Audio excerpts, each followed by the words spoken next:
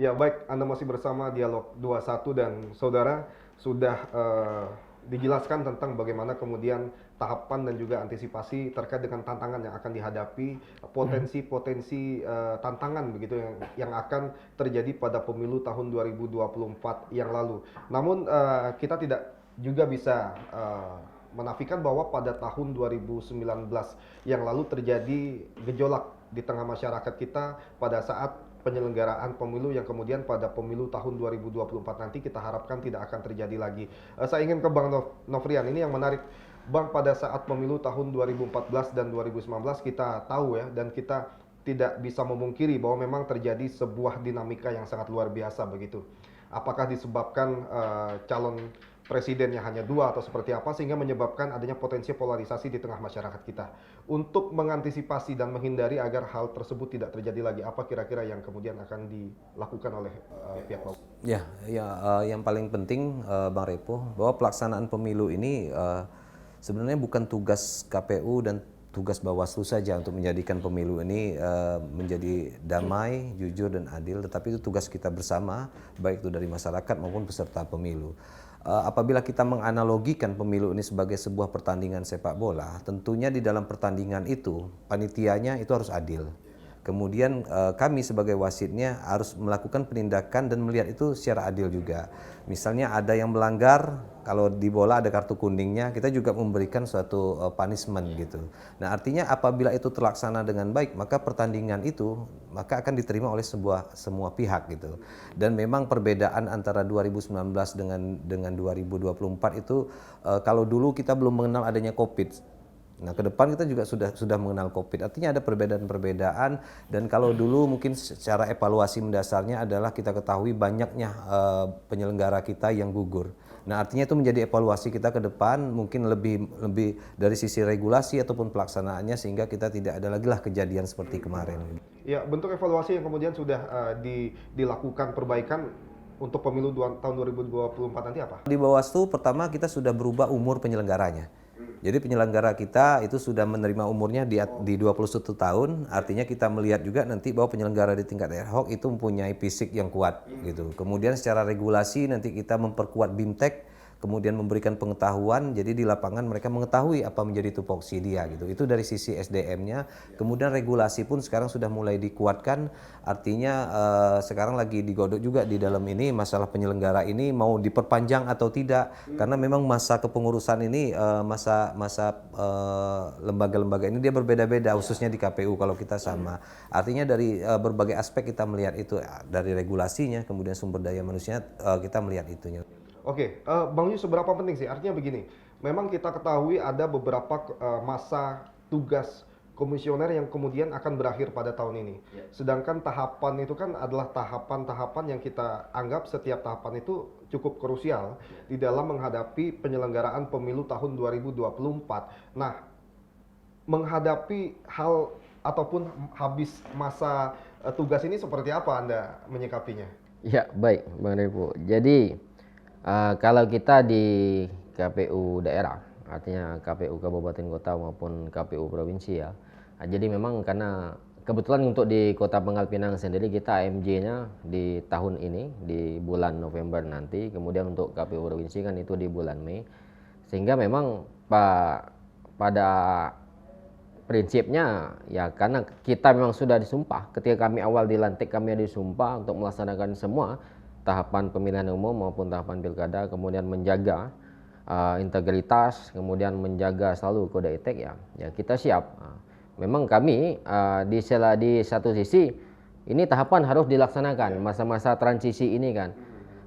Ini tidak boleh kita abaikan karena sekali lagi kami ada sanksi yang menunggu, terutama adalah etik ketika ada pelanggaran atau tahapan-tahapan yang dilanggar, ini akan menjadi persoalan untuk.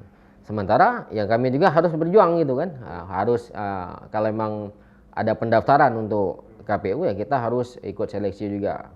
Yang notabene adalah ini menyita konsentrasi waktu. Tapi di satu sisi kewajiban kami adalah melaksanakan tahapan pemilu yang sudah diatur, sudah ditetapkan di PKPU 3 tahun 2022. Jadi apapun itu ya tetap prioritas utama kita laksanakan tahapan dulu. Tinggal nanti ketika memang harus yang ingin misalkan berkecimpung lagi untuk menjadi penyelenggara, baik itu di KPU maupun Bawaslu, kan harus mempersiapkan diri. Jadi memang ini sesuatu yang ekstra. Bagaimana cara menyikapi, ya harus siap. Pertanyaannya, apakah ini akan memberikan pengaruh yang cukup signifikan terhadap proses tahapan yang sedang berjalan hingga saat ini? Kalau pengaruh itu saya pikir ini sudah menjadi konsekuensi ya. Artinya makanya saya bilang tadi bahwa tahapan ini yang kewajiban kita. Tahapan pemilu 2024 itu wajib kita laksanakan. Di sela-sela tahapan itu kita juga harus mengikuti istilah kontestasi pemilihan seleksi KPU maupun Bawaslu ya. Ya harus bisa. Saya pikir pimpinan kita di KPU Republik Indonesia juga sudah menyiasati itu. Tidak mungkin artinya tahapan-tahapan yang krusial ini berbenturan dengan tahapan seleksi. Tapi apapun itu, kita tetap fokusnya adalah konsentrasi kita menyelesaikan tahapan pemilu 2024. Oke, baik. Pak Ruslan, Anda di Divisi Parmas, tentu saja yang harus juga menjadi evaluasi adalah terkait dengan bagaimana tingkat partisipasi pemilih pada saat pemilu. Memang di Kota Pangkal Pinang kita ketahui angkanya itu cukup menggembirakan.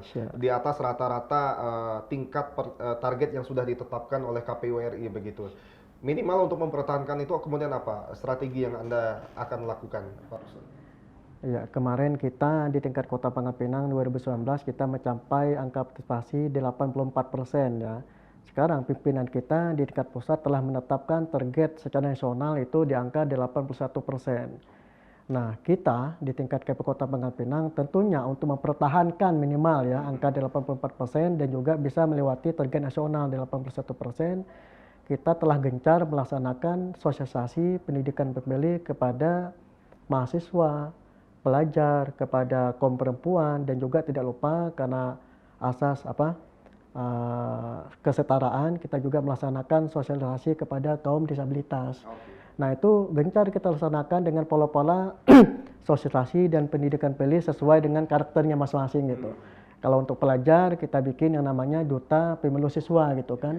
Bagaimana kita membuat perwakilan kita di setiap sekolah SMA yang ada di Kota Pangkal Pinang, SMK, dan juga yang sekolah negeri maupun sekolah swasta itu kita buat duta pemilu siswa kita untuk membantu kita memberikan edukasi pendidikan pemilih, sosialisasi kepada lingkungan sekolah mereka.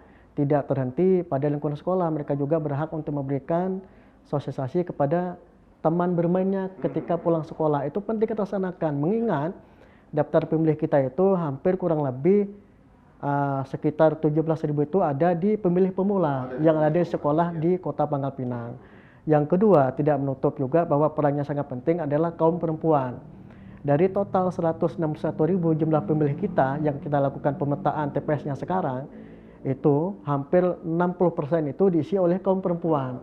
Artinya sangat penting kita lakukan sosialisasi, kita berikan pendidikan pemilih, pendidikan politik bahwa mereka juga punya peran untuk mensukseskan pemilu serentak 2024.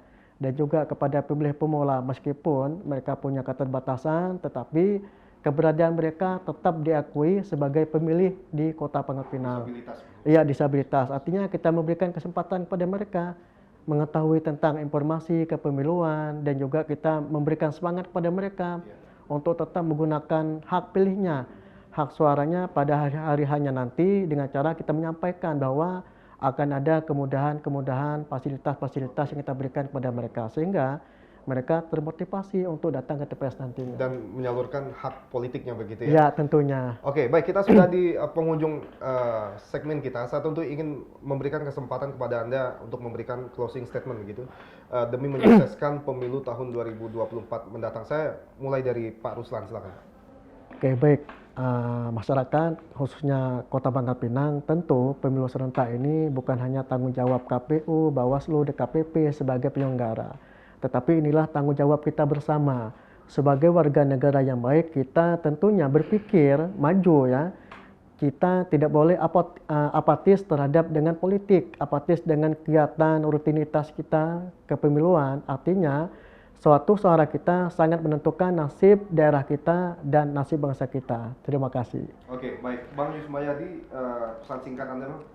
Baik, kalau saya tingkat sesuai dengan tadi saya sampaikan bahwa tahapan pemilu ini kita banyak sekali aplikasi, jadi semuanya terintegrasi dengan sistem. Jadi digital, melek digital, tapi ingat Di sela-sela itu kita harus pahami juga bahwa saya imbau kepada seluruh masyarakat, khususnya Kota Pangkal Pinang, masyarakat Bangka Belitung pada umumnya, bahwa jangan mudah percaya terhadap berita hoax.